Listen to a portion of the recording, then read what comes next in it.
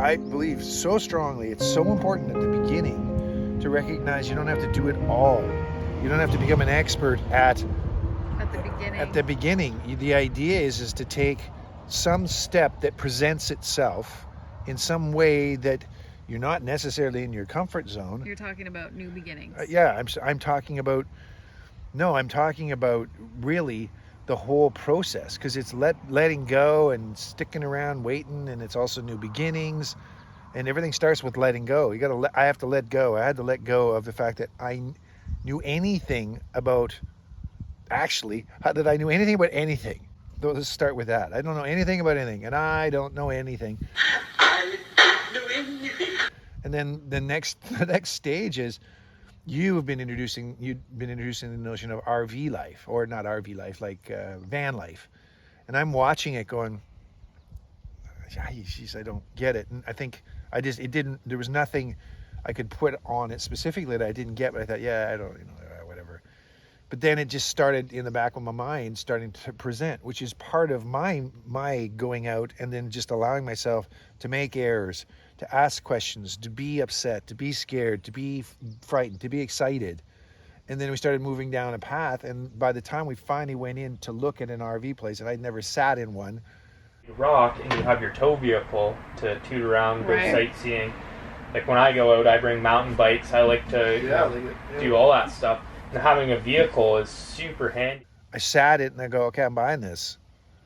And I had all of that didn't take place just in that moment. That took place over a number of years, I now realize, because I was willing to go on a journey of just saying, I don't know who I am or what it is I want to do or why I've done what it is I've done. And I'm just so up is down, down is up, and I'm comfortable with that. And because I was able to get comfortable with it, I was able to listen to things that presented. In a lot of cases, I was listening to you getting so excited about what it is that you wanted to accomplish. And I was thinking, I really, as a kid, I got introduced to the outdoors, and we were in the outdoors, and we're in, the RV thing, or the van life, whatever, that's the outdoors. I don't know. Let's just go on this journey. Who knows? And so it's about exploring the unknown, but most importantly, it's about actually getting triggered almost 24/7 all the time, and having skills to be able to go and do that and let it go in the moment, and then be able to go and get these highs and go, oh my gosh, wouldn't it be amazing if in fact this whatever it is for you, fly fishing, playing tennis, riding horses, getting a new job, gig, whatever. It's all about going in small steps and then recognizing you were probably on this path at a different time in your life when you were younger and you totally forgot about it. That's been what I've seen myself, but I've seen it with people, all kinds of people that I've actually worked with over the years. And that's the part that most people get stuck on, myself included. It has to be perfect at the beginning or it's just not going to work. But that doesn't happen except in fairy tales and maybe in movies. It's going to be fantastically exciting, and the messiness is also exciting. And the coming down a friggin' hill, one of the hills over here, and having to turn left at the bottom, go, oh my God, I'm going way too fast with this rig. And then having that, which I've talked about now about 5 or 6 times as one of the highlights of this trip, is going, and am I going to be able to get that, I'm going to turn and then stop it right in the middle of the road. Turn before we went off into a ditch and flying into a wonderful ball of hay. That's the stuff of life. That's what makes it so exciting. Because if in fact we had it planned all out fantastically, I don't know, how's life supposed to surprise you? We're just reflecting on, what the first step in this journey is. There's no such thing as a first step. We've been taking steps forever. And so we're overlooking a mountain here where there are paragliders or hang gliders or whatever, and they're just jumping off the mountain, very freaking high and really steep fall. And it's saying, okay, for me, I would need a couple steps in there before I agreed to run off the side of the cliff. Other people might need to study that in a course for years, and other people just say, well, how do you do this? And just whip it out and go. And that's the fantastic magic in this whole process of life is that I'm not like anybody else, and there's nobody else out there like me. So I've got no suggestions on the first 3 steps or the 5, 6 steps or whatever, other than there are going to be steps, and we're reflecting on how scary it was to back the trailer up in the driveway back in Waterdown when we started. Or even just when you realized that we had to go pick up the truck and then we were going to be bringing the RV back. Crazy! I thought, oh my god, oh my god, oh my god. Yeah, you were very anxious. I was very anxious, and we got stuck. There was a detour, one of the places we stayed at 3 places ago, I think it was, and we stayed there for 4 days. Most days, how long should we stay here? And I got 4 days, 5 days, because I didn't want to have to go out the detour area, because the detour we got nicked by a big truck in this little detour. It's very, very slow traffic. We stopped and they hit us, and I was so anxious about that. I kept on going, oh my god, oh my god, oh my god. I hope I don't have to do that again. Oh my god, I have to do that. I have to get out of there, whatever. And what happened, and this is the way life is, what happened, got through the detour, there was getting back out, and there was hardly anybody there. There was like maybe 3 or 4 cars that passed us. Yes! We're clear! Back on the road. Holy shit, I didn't want to say a freaking word. I didn't want to energize it, whatever. I saw where we got pinched going the other way. I couldn't believe how tight that was. Yeah. It was the tightest spot on the whole journey. And then Sarah was helping guide with the maps, and we kind of got out, and I was unfamiliar because we had gone a different route, and I'm thinking, Sarah and the maps are saying go straight, and I'm going, no, it's right, we have to go. And ends up I turned right, didn't listen to Sarah, and I went back into the detour. I could feel something was wrong, and I thought, what the hell, like this is all backward. So I can maybe move the bus one if you want. Otherwise we'll be good. Okay, I think as long as you can get enough angle with you. Let's give it a try. Go really wide over there. We're good. We're getting there. We're good. Okay, so this nice man let us back up in his driveway again.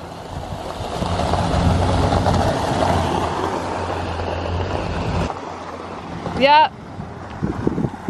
Yeah, you're good. Thank you. You're welcome. Thank you so much. Have a great rest of your vacation. Thank you. So I had to get out of the detour. I had to back the trailer up in a place that was magnificently difficult to do it in. And yet I still did it. And I survived, and nobody died and nobody blew up or anything else. So the idea being, the steps you need to take are the steps that are very, very, very unique to who you are at this stage in your life and your evolution. And my stage of my evolution is going to be different than Sarah's, than anybody else. The point is to recognize you're already on that journey. It's not about taking a first step. You're already on this journey, and you just probably don't realize it, because I didn't realize how much I missed the outdoors until we got out here again and going, oh my God, this is so fantastic. What is it you're doing, Tim? I'm sitting with my feet up on a picnic table in amongst the fjord mountains, watching a hang glider over there. That's what I'm doing. Having my coffee with my bestie. Yeah. I couldn't have told you that's the steps I needed to take. They just actually present. You just present. Just keep swimming. Just keep swimming. Just keep swimming. And I think that surrender to the fact that there is probably a game plan that's way stronger than I could ever have imagined. It's already in place. Yeah. That I'd forgotten because I got so busy. That's it. Doing. That's the surrender. Surrender versus staying stuck. Yeah. Yeah. Which takes both are uncomfortable. Totally. As I say, it takes a huge amount of courage. Yeah. But more self-awareness to be able to actually realize, well, I've gotten through this trauma. I got through that tragedy. Let's just give this a go. So we were just talking about, taking the steps to explore something new, live a new way, and ultimately for me is following a dream or a fantasy that I had sort of put aside and say, yeah, maybe it'll happen, but probably not. And that's been this journey of RV living. And we're just reflecting on, you know, the courage, the leaps of faith that are required.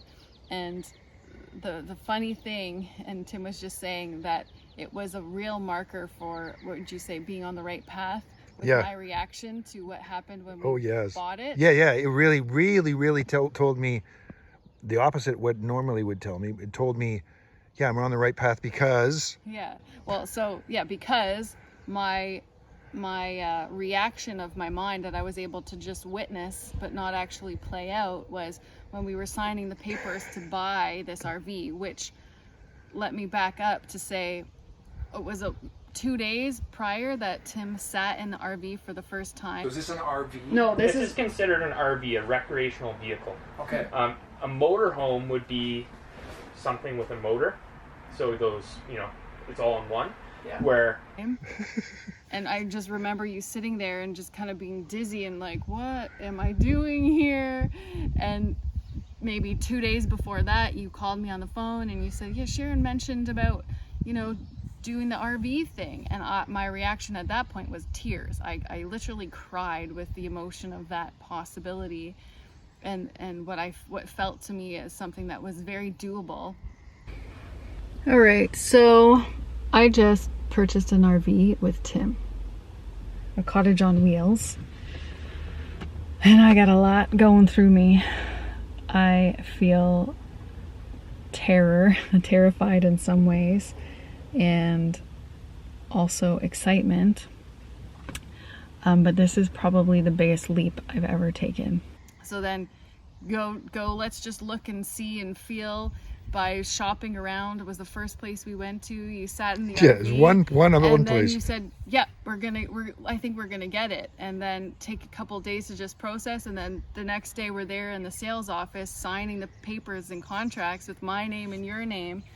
And my mind response, as to go back to, which I didn't act on, was that I wanted to run across the table, take the contract out of the woman's hands and rip it in half. Like, I just saw it all happen as if it was this movie in my mind.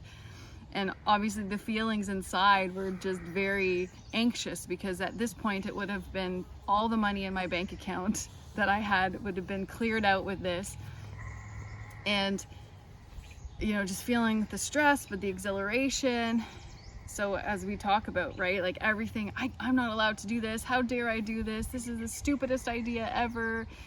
And then after it was all said and done and we walk out into the parking lot where our rig is now sitting attached to the vehicle of the sales guy who is going to bring it up to our home for us, because we didn't even have a vehicle at that point in time. And having the similar feeling at the top end of like, all this rush of energy, just saying, Sarah, you manifested this. This is what you dreamt about. And now here it is. Here it is. And being able to hold both of those feelings, the anxiety of, oh my God, what am I doing? This is the craziest thing I've ever done in my life, to, oh my God, look at what I've created. Look at what is this potential now coming into my life. And just those extremes, what a rush. And then having that space, you know, for 6 months it just sat there in the driveway, not knowing, you know, when are we going to leave. You kept asking me, are you sure about this? Yeah, I kept saying, are you sure you want to do this? Are you sure? And, you know, maybe it was also a question to myself, am I sure that I want to do this? How is this going to work?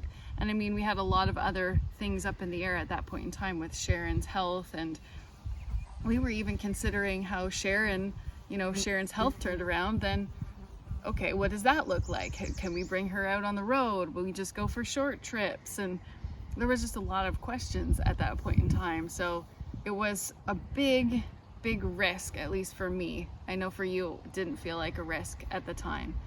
And I know for it felt like an alternative path out of crazy. Yes. Like, you know, other than just going straight down. Well, and I know for Sharon, it was important for you yes. to not be flat-footed yes. in your next Yeah.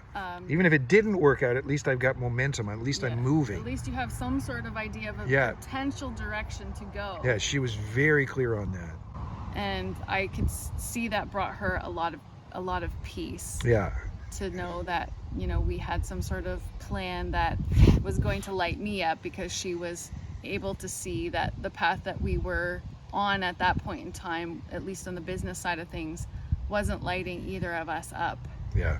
Anymore. And yeah, and now to be here, and so many times I'm just laying in it or sitting in the RV and just smiling at how I could even be, how that part of my mind could even think to want to rip up the contract. But like you were saying, that's a good indication. Yeah, that was the strongest indication. The strongest indication that we were on the right path. Yeah, because for the me. mind is going to cause all this dramatic, and a lot of us, without the awareness, we act that drama out because we think the mind is actually who we are, and it's not. And to be able to just witness that and not act it out just was a very just a beautiful thing. It was, and it's interesting. I'll just say off camera, you might not have remembered, but when we were sitting there with the contract, the contract was out in front of us, and the person who was taking us through the contract had to leave her office, get up out of the office to go get something, and that's when you leaned over and says, "I just feel like ripping this whole thing up." And Did I tell you in that moment? Yeah, in that moment. I did. Yeah, it was right there before we signed in a whole bit, and I looked at you, and I remember just, okay. Well, because here's what actually happened. So I saw, we talked to the sales guy, I saw the price, and I thought, okay, I can do that. Right. I have the money for that. But then as we went into the other little room with this woman who was, adding on the insurance, and then there's this add on this and add on that, and you were just going, sure. And then I start looking at the number, and I'm like, I don't actually have that now. I can't afford this. You're right. That's exactly what happened. I can't afford this. So I took that leap to say, okay, somehow I'm gonna make the money. Somehow I'm already in. I can't rip it up now. Yeah. And then for me it was, I immediately went into, okay, I gotta make money mode. Yeah, So you're right. Now actually, then you're home. right. That syncs with it for me. I And I thought, what are you doing? Like, okay, I gotta turn things up here and run a workshop or do something. And nothing worked out. Like nothing that I was doing was just nothing. And now I can see it was nothing because Sharon was getting ready to pass. And if I had have put my resources in some other focus, I wouldn't have been able to be there for you and her in the way that I was.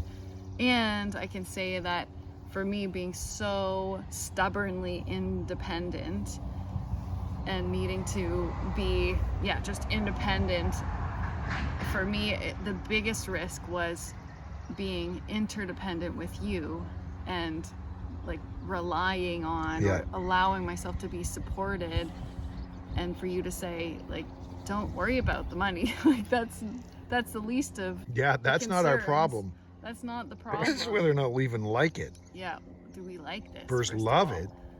And then, day one being on the road, it's very clear. Of course I love this. Of course. I've always, like you were saying in the previous video, what if like all the steps of my life were actually leading me to this moment, which is really what it feels like in so many ways and so many angles, from video storytelling and capturing the different sceneries to being in nature, and camping is something I loved as a child, and so. He's on his way.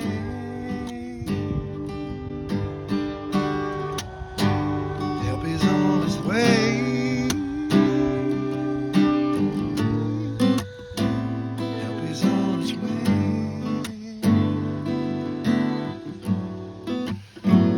Help is on his way.